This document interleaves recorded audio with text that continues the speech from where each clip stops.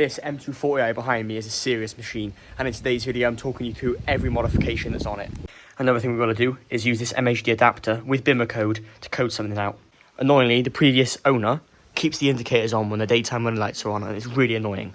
Anyway, for now, we'll put that there. Let's talk about the spec. And I think we're better to start than in the engine bay with the B58. Look at this thing. And I'm sure all of you guys know what this is. This is the famous B58, apparently the world's best engine. However, I would disagree. But we are going to be talking about the stuff that this car has had done to it. And the good thing is, it's going to have a lot more done to it as well. So I think we should start with the elephant in the room.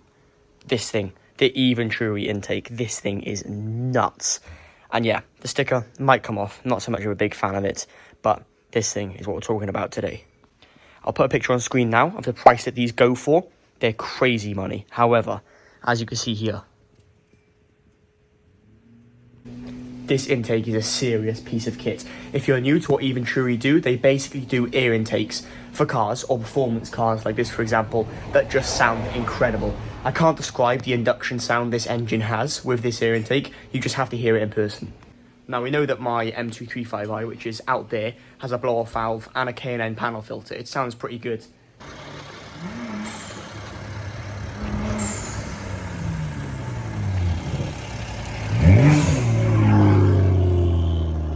This thing, on the other hand, just sounds mean.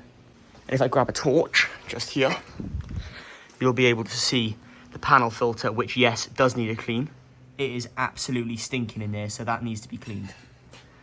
However, that design is one of the reasons this air intake sounds so good. And that's just one of many modifications. That's just the air intake side. And as a lot of you will know, you don't really need a lot of stuff to make crazy power on these B58s. However, just down there on the turbo side is a sports cat. You can't really see it, but basically it's all heat wrapped just down there. So engine wise, we've got the M240i intake, cooler running spark plugs, fresh oil, that's nothing to do with really the modifications. We've got a sports cat, and let's just say the rest of the exhaust has no restriction. And if you're new to turbocharged engines, they like no restriction. The freer flowing the exhaust is, the more power you can produce. Apart from that, in here, there's not really a lot of other stuff we can talk about. You don't really need a lot to make crazy power out of these B58s. We've got stock high pressure fuel pump, stock rocker cover, nothing else has been changed apart from this gorgeous intake. This is the carbon fibre air intake scoop that goes in the grille as well. So the air intake scoop goes in here, forces cold air basically into this area right here. And then it also has this lovely heat shield system which protects it from the exhaust side.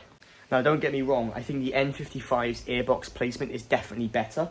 I know they have a long, I guess you could say, air intake tube, but the air intake is on the other side of the engine. The turbo is right there, the exhaust manifold is right there, so no matter how much cold air you're getting flowed into this area, I still feel like it's going to have some heat soak. That's just my opinion though, let me know. That's it for the engine modifications, we can now close this. Next job is to do some coding. As you can see, we're not in America, we're in the UK, so we can get rid of these. They look good, but I feel like there's a time and a place, and now is not the time. So let's get in the car with MHD, get coding. If you want to see yesterday's video where we made the sound system in this M240i that much louder, then the link will be up in one of these corners. But for now, let's plug this MHD adapter in. Close the car door, get the Bimmer code phone. Right, and now we basically just go onto the phone, make sure the ignition is on, which it is, and then we're going to connect to the MHD adapter. And then once that's connected, we'll be able to go onto Bimmer code, and I'll show you guys what we're going to do from in there. There have been loads of videos online about coding, I guess you could say. Don't know what they're called. What do you guys, let me know what you call the indicators being on in the description below, because I know a lot of American viewers have them on their BMWs, but I haven't really seen it in the UK too much, and I don't really know what they're called. So let me know. So ignition is on, as you can see there. Basically, select the adapter that you've got, and then it's just going to identify all these control units. This usually takes about a minute. And while this is doing this, let me know in the comments, would you run this M240i intake? Do you think it's worth the money, or do you prefer the N55's intake with the M235i, that is just the K&N panel filter and then the Forge Motorsports blow-off valve to get that kind of intake sounds? Right, the phone is done. So now what you're going to want to go down to is basically front electronic module. This controls lighting and a load of other stuff.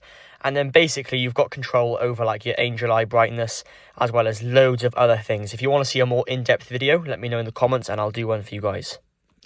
Right, this is the section we're looking at here, US side markers. I guess that's what you guys call them. Basically, we're just going to turn this all to off because we don't want this on in the UK. So I'm going to select off for every setting of this. And there we go. I've selected off for both of these.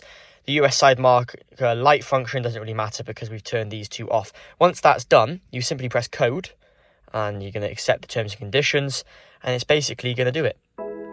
It's going to come up with a load of faults and stuff like that, and the engine management light is probably going to flash, but it's just going to click restart an ECU. It's going to clear the errors, and then everything on the dash or the iDrive screen, which may look a bit intimidating, will disappear.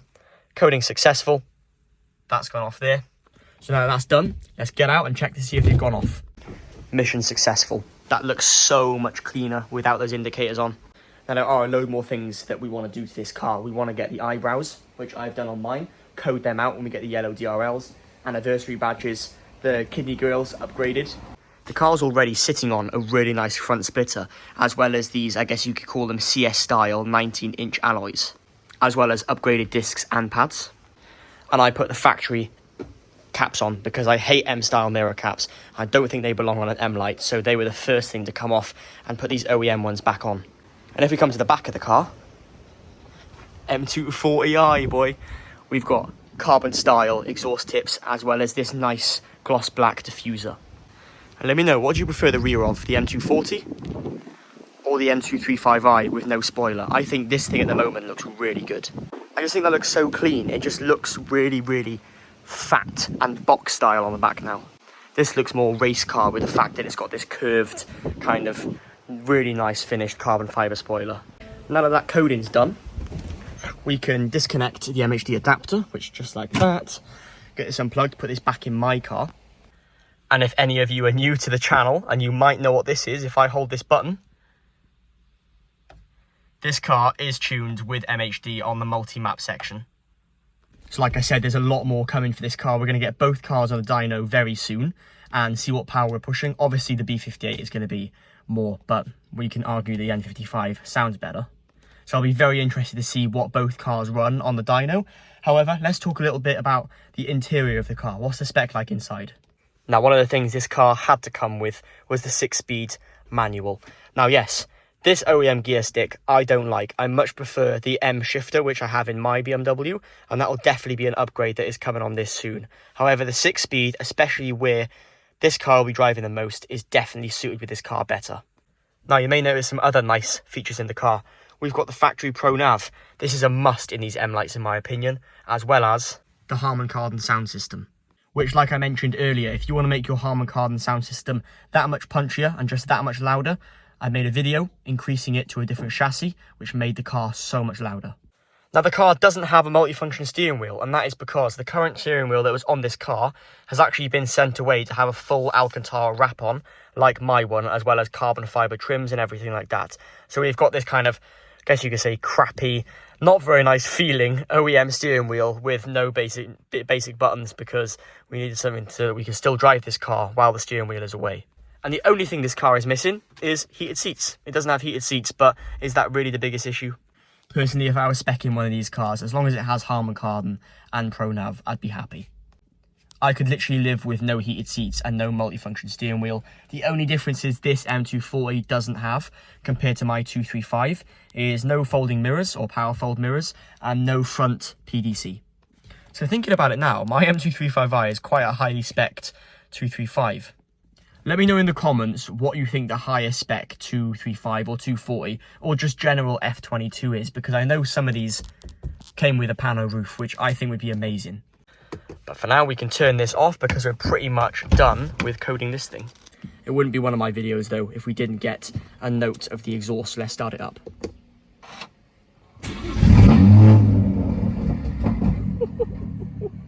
This thing genuinely sounds cammed. Listen.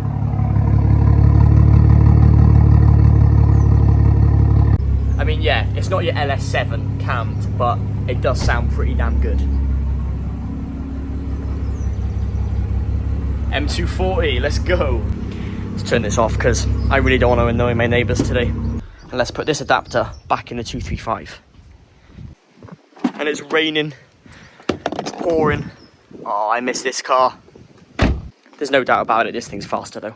So what's going to be done to this car? What's next? Well, like I mentioned, we're doing the dyno videos and we're also doing a full suspension overhaul.